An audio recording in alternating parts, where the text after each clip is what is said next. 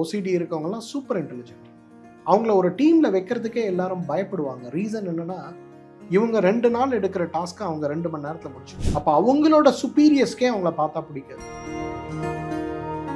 ஓசிடியில் வந்து எக்ஸசிவாக தாட்ஸ் வர்றது தான் பெரிய பிரச்சனை. தூங்க முடியாமல் கஷ்டப்படுறது தான் பெரிய பிரச்சனை.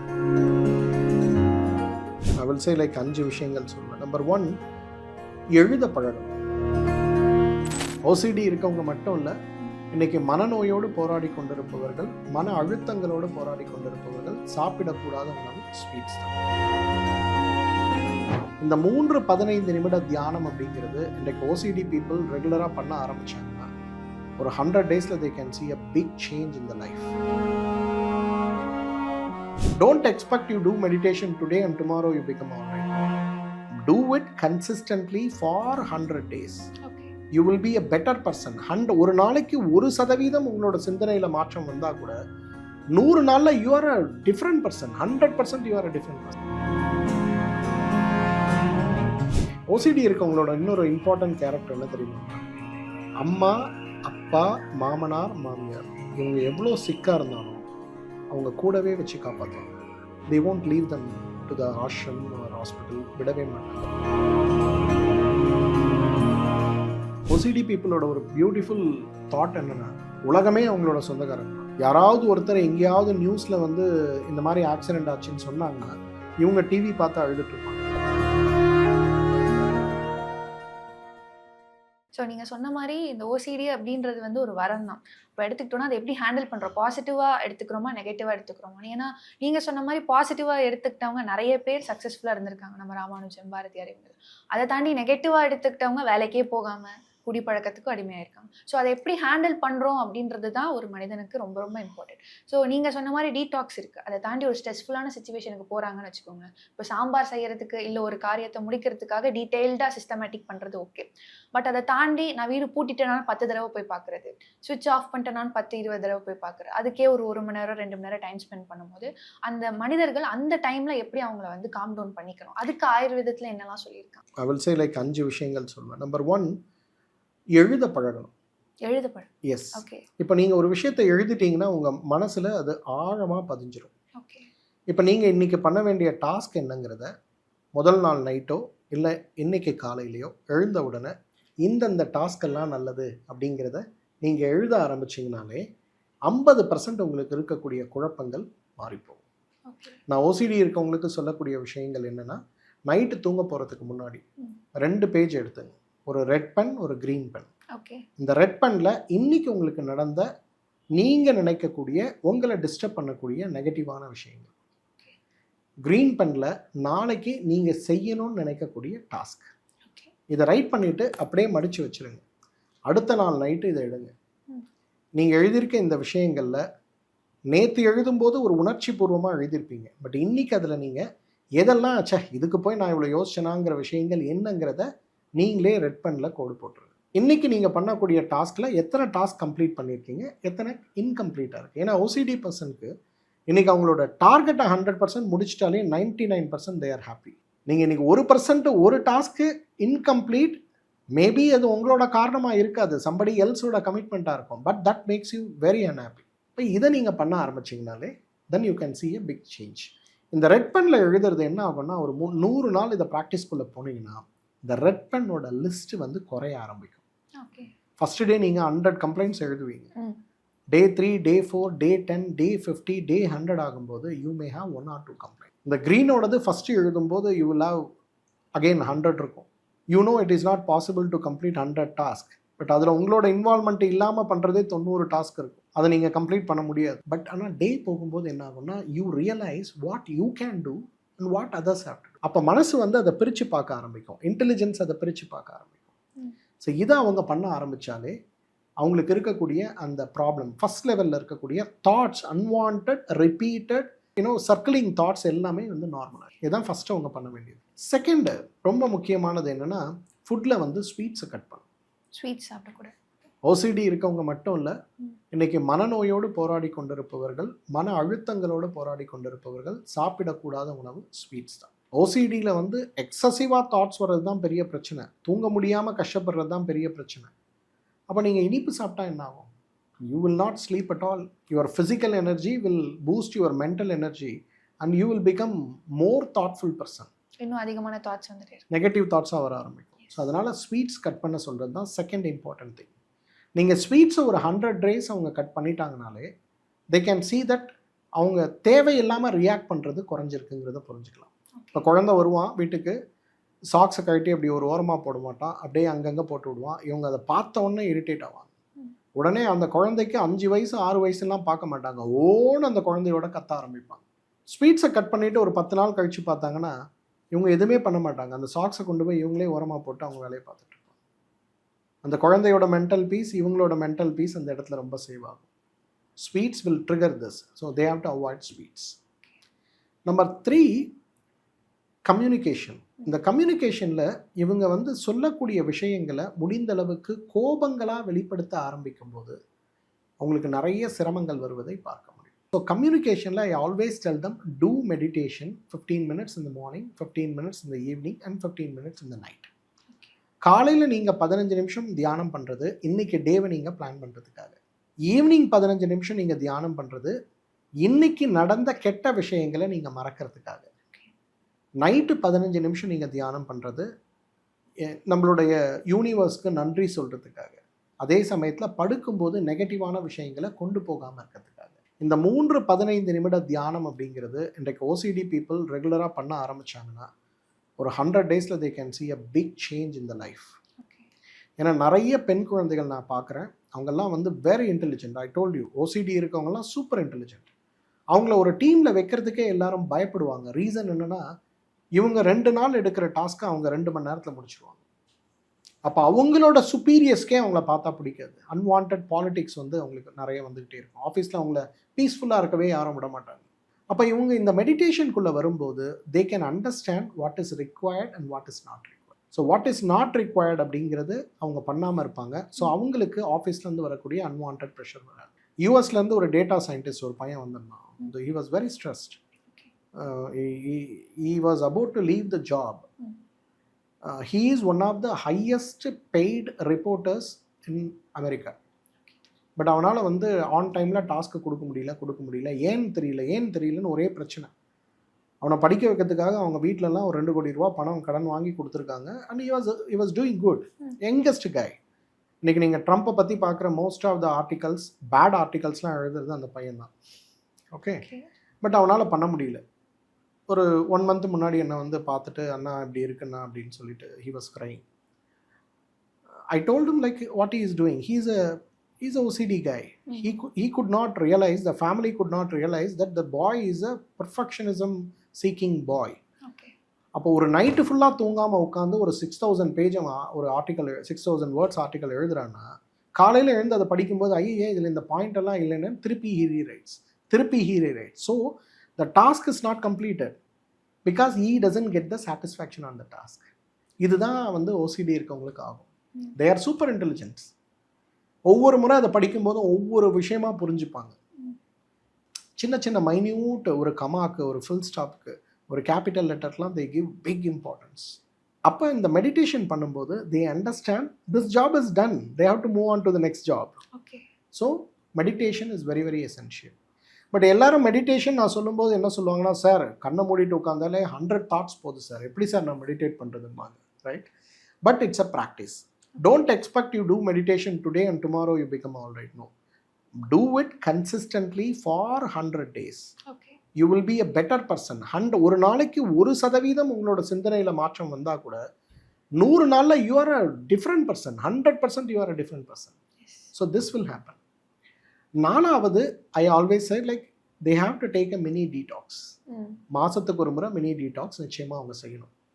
அந்த மினி டீடாக்ஸ் அவங்க பண்ணும்போது அவங்களுக்கு ஃபிசிக்கலாக ஸ்டிமுலேட் பண்ணக்கூடிய factors, hyperacidity, bloating, constipation, irritable bowel syndrome. ஏன்னா OCD நிறைய நேரங்களில் ஒரு சின்ன எக்ஸாம்பிள் இங்கே இந்த இடத்துல ரொம்ப இம்பார்ட்டன்ட். ஒரு அம்மாவுக்கு வந்து she has intestinal cancer.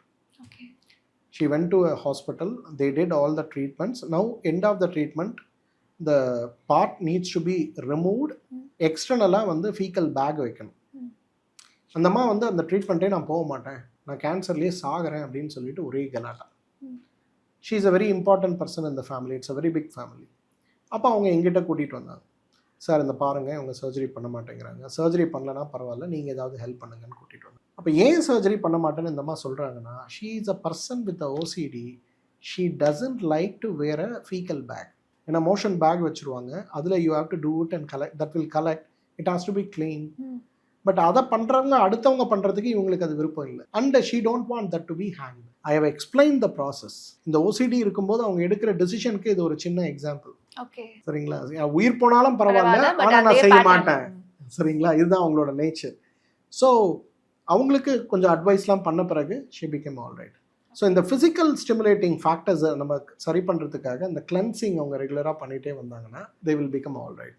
So இந்த வயர்லேருந்து வரக்கூடிய ஸ்டிமுலேஷன், ஹைப்பர் அசிடிட்டியாக இருக்க ஸ்டிமுலேஷன், கான்ஸ்டிபேஷன் ஸ்டிமுலேஷன், ஐபிஎஸோட ஸ்டிமுலேஷன், இதை சரி பண்ணுறதுக்கு மந்த்லி ஒன்ஸு ஒரு டீடாக்ஸ். கடைசியாக உள்ளது family members.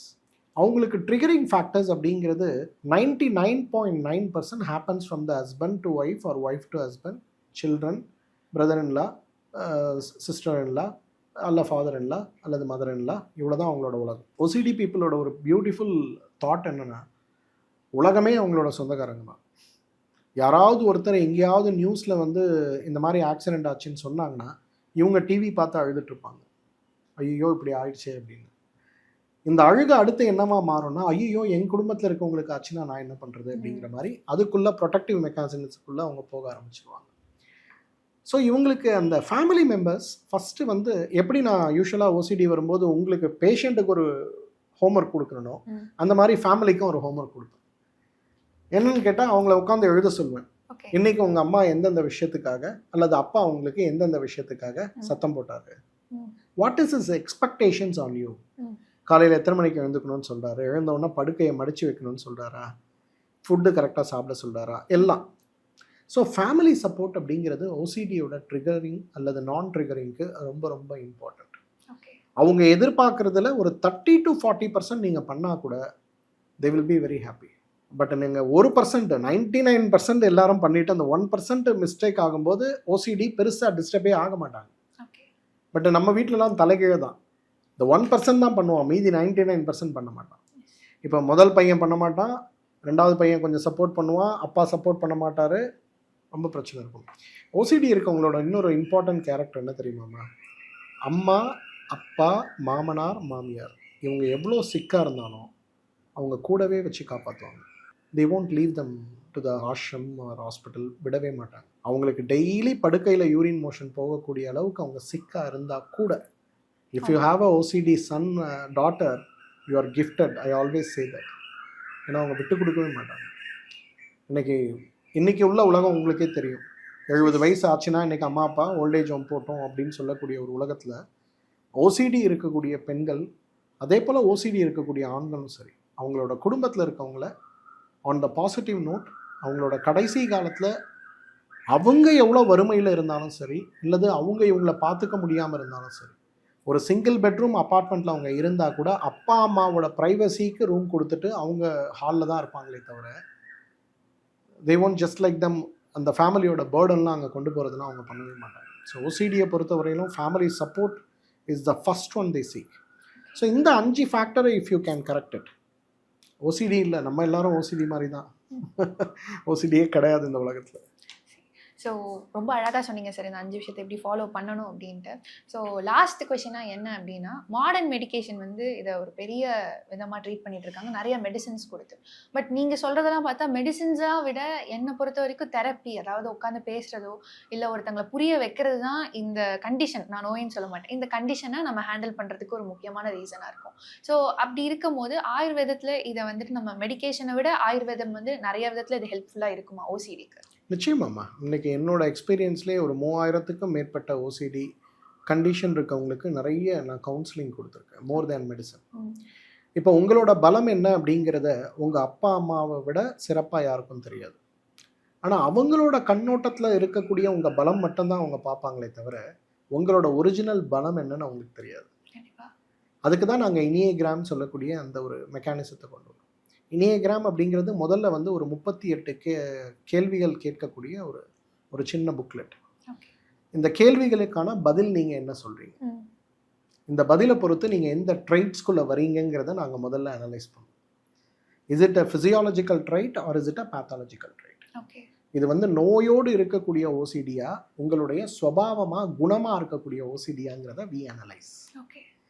Paste on that உங்களோட ஸ்ட்ரென்த் என்ன, வீக்னஸஸ் என்னங்கிறத we have second level of ஒரு கொஸ்டினிங் இருக்கும். அதில் வந்து வி அண்டர்ஸ்டாண்ட். இட்ஸ் 180 கொஸ்டின் இருக்கக்கூடிய ஒரு ப்ராசஸ். ஸோ இதுக்குள்ளே நீங்கள் போகும்போது என்ன ஆகும்னா வி அண்டர்ஸ்டாண்ட். நிறைய பேர் இங்கே ஓசிடியோட வரும்போது அவங்களோட ஸ்ட்ரென்த்துன்னு இருக்கிறதே அவங்களோட வீக்னஸாக இருக்கும். கண்டிப்பாக. அவங்க எதெல்லாம் என்னால் முடியாதுன்னு நினைக்கிறாங்களோ அதுதான் ஆக்சுவலாக அவங்களோட ஸ்ட்ரென்த்தாக இருக்கும். ஸோ இதை we analyse and we let you know. இதை உங்களுக்கு மட்டும் சொல்லி கொடுத்தா பிரயோஜனம் இல்லை. So we call your family and we make sure that they understand what's your strength and weakness. இப்போ ஓசிடி இருக்க ஒரு சில பெண்களை நான் பார்க்குறேன். அந்த பெண்களுக்கு சமையலறை சுத்தமாக இல்லைன்னா சமைக்க பிடிக்காது. ஃபேமிலி என்ன சொல்லுவாங்கன்னா, நீ போய் குக் பண்ணுறதில்ல, நீ பண்ணுறதில்லன்னு சண்டை போடுவாங்க. ஆனால் அவங்களுக்கு கிச்சன் க்ளீனாக இல்லைன்னா அவங்க பண்ண மாட்டாங்க. அப்போ unless family understands the kitchen has to be க்ளீன்டுன்னா இவங்களை மாற்றுறதுக்கு இல்லை இவங்களை கூட்டிகிட்டு வந்து ஒரு டாக்டர் கிட்ட உட்கார வச்சு அவங்களோட தாட்டை குறைக்கிறதுக்கு ஒரு மாத்திரை வாங்கி கொடுக்கறதுல என்ன யூஸ்? ஸோ அந்த இடத்துல வி டிஃபர். அதுவும் எங்களோட ஸ்ரீவர்மாவில் வந்து we have a very different prospect for psychiatric problems. அந்த ஓசிடியை ஒரு சைக்காட்ரிக் ப்ராப்ளம்னே நான் சொல்ல மாட்டேன். Because it's a part of a human character. But overwhelmed human கேரக்டராக வரும்போது சில இடத்துல அது நிறைய பிரச்சனைகளை உருவாக்குது.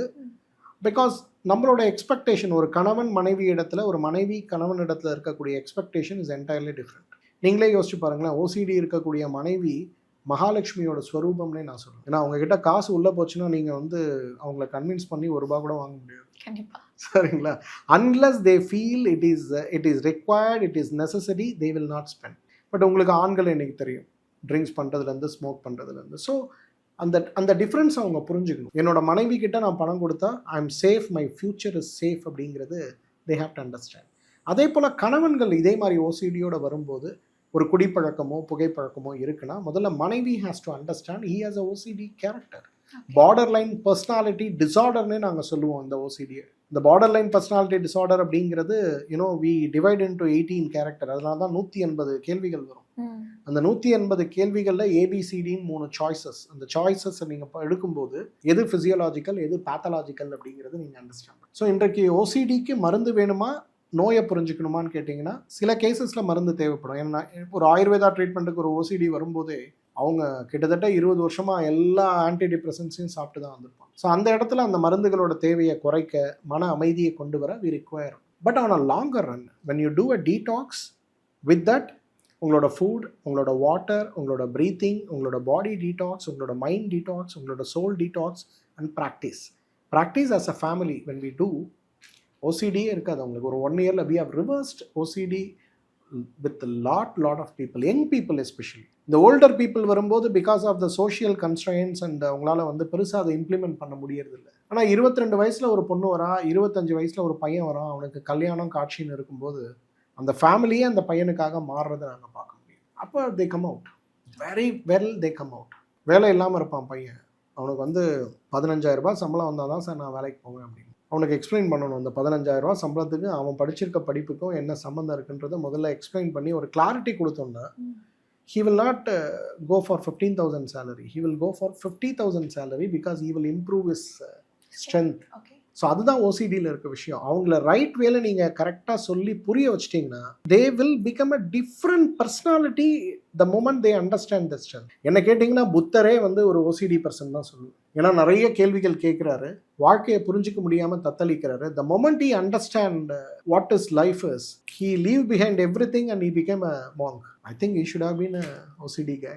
ஓசிடி அப்படின்றது ஒரு நோய் இல்லை, அதை வந்து நம்ம எப்படி புரிஞ்சுக்கிறோன்றது தான் இம்பார்ட்டன்ட் அப்படின்னு சொன்னதுக்கு ரொம்ப ரொம்ப நன்றி. பிகாஸ் இன்னைக்கு இருக்க நிறைய பேருக்கு, அதுவும் சமீப காலத்தில் இந்த ஓவர் திங்கிங் ஹேபிட்டை வந்து அப்படியே ஓசிடி வரைக்கும் எடுத்துகிட்டு போயிட்டாங்க. ஓசிடினா என்ன, அதை எப்படி ஹேண்டில் பண்ணணும் அப்படின்றது ரொம்ப அழகாக தெளிவாக சொன்னதுக்கு ரொம்ப ரொம்ப நன்றி சார். மேலும் அடுத்த டாப்பிக்கோட மீண்டும் வந்து சந்திக்கிறோம். தேங்க்யூ. தேங்க்யூம்மா.